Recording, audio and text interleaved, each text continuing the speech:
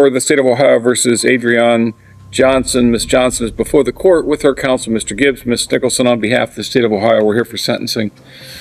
Has everyone had an opportunity to review the pre-sentence investigation? Yes, Your Honor. Ms. Nicholson, anything on behalf of the state? Your Honor, the state did reduce these from a felony of the second degree. This is not Ms. Johnson's first time participating in the conveyance of drugs into a prison. The court is aware of the facts of this case from her co-defendant's trial. She facilitated the transport into the institution of 51 grams of methamphetamine. We did reduce it out of that mandatory time, but we would ask the court to impose a 24-month prison sentence. It's my understanding she has 6 days of jail time credit, and there is a $35 reimbursement to the Ohio State Highway Patrol. All right, thank you. Anything from probation? Mr. Gibbs, half the state. Buckle up, Your Honor, guys. Today we are stepping inside a courtroom where a serious sentencing hearing is about to unfold. Adrienne Johnson stands before the judge as the state explains why this case demands prison time. Prosecutors reveal that this was not her first involvement in bringing drugs into a correctional facility and describe the discovery of 51 grams of methamphetamine. The state's request for a 24-month sentence immediately sets the tone for a difficult decision ahead. Yes, Your Honor. Well, the prosecution is certainly laid out, and this court is well aware of the facts and charges of this case. I would briefly ask the court to take a closer look at the picture of who the defendant is as a person at this point. Ms. Johnson is 37 years old.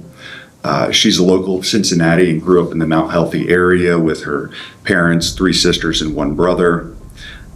She used to be a cheerleader and track player.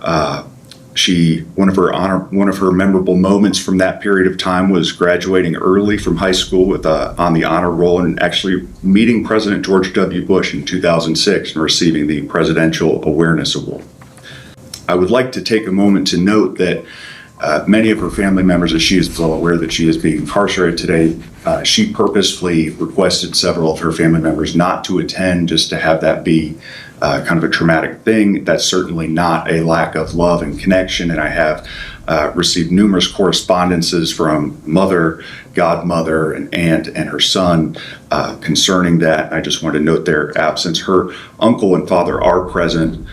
As of 2023, she and her children were actually living in a shelter during that difficult time came through, and as of more recently, prior to this case, had obtained a townhome. She has a son, 2 sons. She helps care for her grandmother, who's 79 with bad kidneys and is a breast cancer survivor.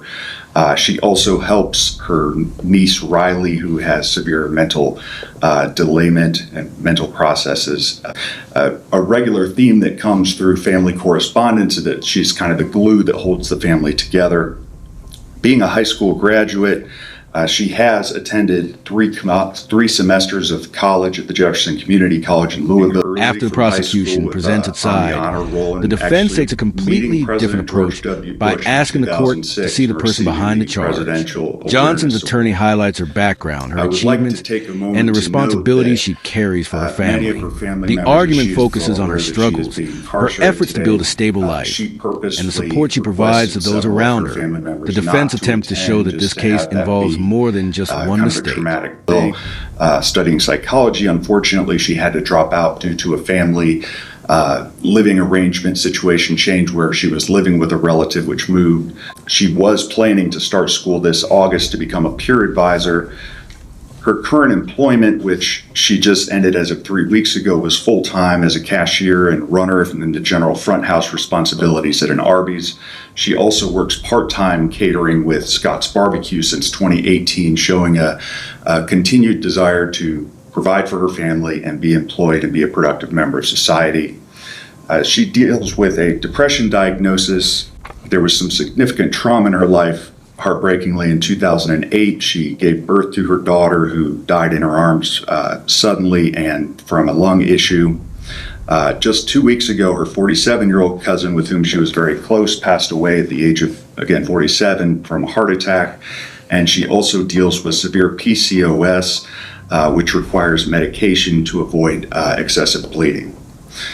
She does attend worship at the Truth Temple with her father.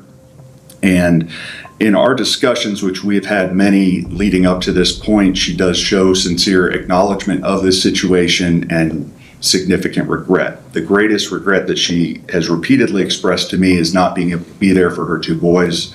And she recognizes that that's her fault and that that's not, she's taking full responsibility of that. She would clearly state she's not the person she was 2 years ago when this all occurred. If I could briefly just state from a few of the letters from her grandmother, noting, she'd like to say that she's a person of genuine kindness, compassion, and character, and she's personally witnessed her true remorse. Her son, Demarius, states that his mother always encourages me, gives me advice, and reminds me to keep going. Everything she does comes from a place of love. I truly appreciate the sacrifices she has made to give me the opportunities and help succeed.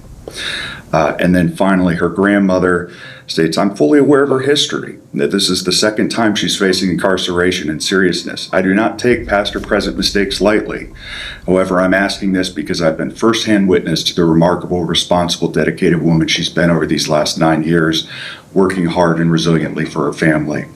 And then finally, from her mother, I hope to provide insight into her character and the effort she's made to build a better life. Since her mistakes, my daughter's worked hard to change the direction of her life. She's secured steady employment, maintained that responsibility, demonstrating reliability and a strong work ethic. She's also established a stable home where she's raising her 2 teenage sons. Providing for them and being a positive presence in their life has been her highest priority. Appropriate sentence, we respectfully ask the court to consider the 9-month sentence. Given all of the This is where the courtroom tension rises as Adrian Johnson addresses the judge. The conversation quickly becomes more serious. Although she apologizes and says she accepts responsibility, the judge questions parts of her explanation and points to evidence showing her involvement. The discussion turns to messages, the prison delivery, and the explanation involving the snack bag. After being challenged, Johnson acknowledges the situation and says she accepts accountability for her actions. Factors today. Thank you, Mr. Gibbs. Ms. Johnson, is there anything you'd like to say? I just want to say that I'm aware of my actions and I apologize, and I just pray that everything works out the correct way in the justice system today. Ms. Johnson, I'm a little bit confused because you entered a plea of guilty, but yet in your statement you continue to say that you had no knowledge of taking the substance into the facility. Yes, sir. I had to talk to my attorney because I was confused on how they was charging me with specific things like intent, and I was just confused because I didn't tell her, to do. No, but things. Certainly the messages between you and Mr. Carney clearly established that you were involved and knew what was going on. Did you deny that? If I could elaborate one thing, Your Honor, briefly, because we've had many discussions on this. As we went through the discovery and evaluated her case, obviously a large component of the prosecution's case against her is the testimony of the co-conspirator. Well, I disagree with that. I sat through Mr. Carney's jury trial. I heard Ms. Carney testify at that trial.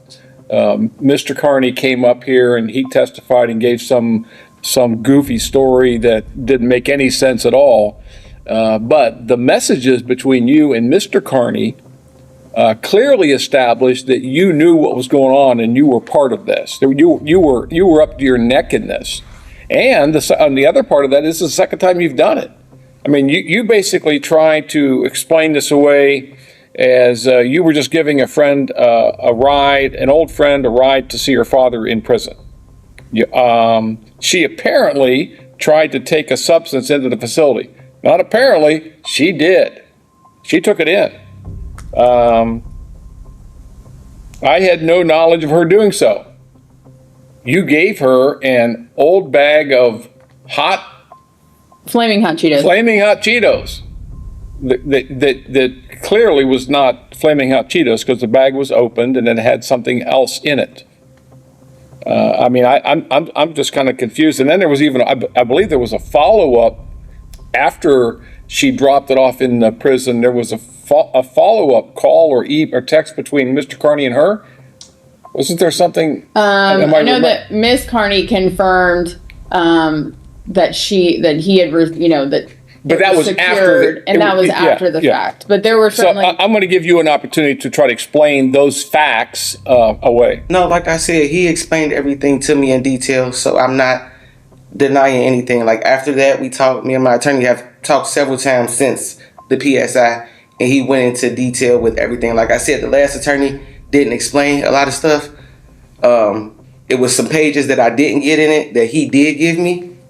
To show why the charges were filed, and like I said, today I take accountability, and that's all. All right. Anything else you want me to know? No. This is where the courtroom tension rises as Adrian Johnson addresses the judge, and the conversation quickly becomes more serious. Although she apologizes and says she accepts responsibility, the judge questions parts of her explanation and points to evidence showing her involvement. The discussion turns to messages, the prison delivery, and the explanation involving the snack bag.